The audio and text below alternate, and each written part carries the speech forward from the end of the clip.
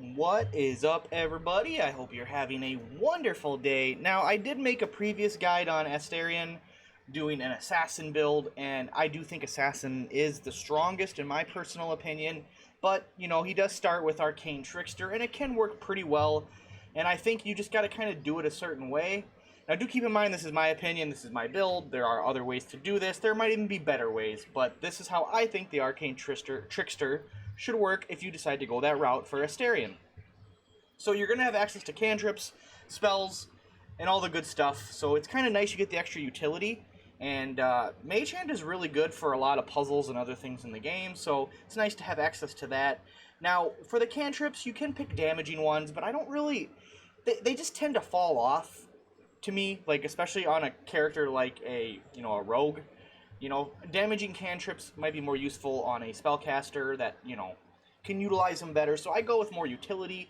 I go with Friends to gain advantage on charisma checks against non-hostile creatures. And I go with Blade Ward to protect, myself or anyone from, damage from bladed weapons and stuff. And then for our two spells that we get, I got Tasha's Hideous Laughter, which is a very good spell, I think. It's just a good disable. And then I have Charm Person, and then we have Fog Cloud, which I think is also very good. So that's kind of what we have for level 2. Now, like I said, damage is good, but I just feel like you're eventually going to be doing more damage later on. You're going to have more options, and if you could do 1d8 lightning at level 6, I don't know, I just don't feel like it's as useful. One's something you're going to be using the whole time you got the character. So now we got more spells. And we got Sleep, Disguise Self, and Color Spray. I would go with Sleep or Color Spray. Disguise Self could be useful, I guess. But I guess it just depends what you're trying to do. But I would go with probably Color Spray, another Blind. Or if you already have the Fog, go with Sleep. Either one doesn't really matter. Now, for our feat, we're going to go right with Ability Improvement right away.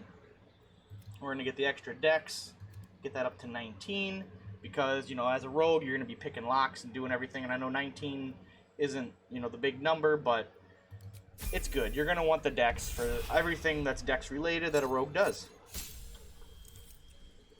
Now, we can replace the spell if we want. So if we made, like, a bad choice, you can do that at level 5. Level 6, now, we can change our skills around.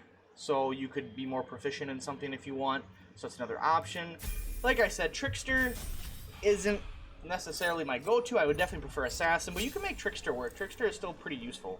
Has a lot of utility options, a lot of things that it can just do. Now we get a level 2 spell at level 7, so this is interesting. So there's some good ones in here. There's some good ones. Mirror Image. This is actually really good. It doesn't sound like it much, but each duplicate increases your armor class by 3. So that can make you pretty hard to hit. It is useful. This might be the best one if you're going for, to keep yourself protected, if you've got enemies on you or something, or you want to distract things, or you just want to be hard to hit. It's good. Invisibility, also a good option to have, especially when you're trying to, sneak around the battlefield and stuff. Hold Person, I think is a good option as well.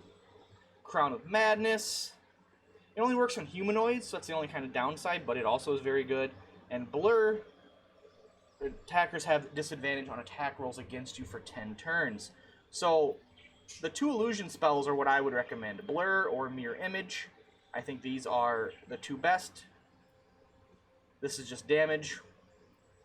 I'm going to go Mirror Image, though. I think Mirror Image is a little bit better, and that's kind of what I have in the build here. But either one's a solid choice. You can't really mess it up there. And now, with this being a level 1 to 8 guide, this is going to be the final level, level 8. And the reason I only go to 8 is because, 9, 10, maybe 9's okay. 10, 11, 12, you're getting so powerful. And as long as you have the initial early levels locked down, you're not really going to mess up the last couple levels. Just kind of how D&D is, you get to the point where you become so strong, the higher levels, like beyond mortal powers. So, we have an expanded one. So we could also get Blur, which is what I would recommend. But there's other options. I'm not going to go through them all because I don't want to make this video super long. Cloud of Daggers actually is really good too.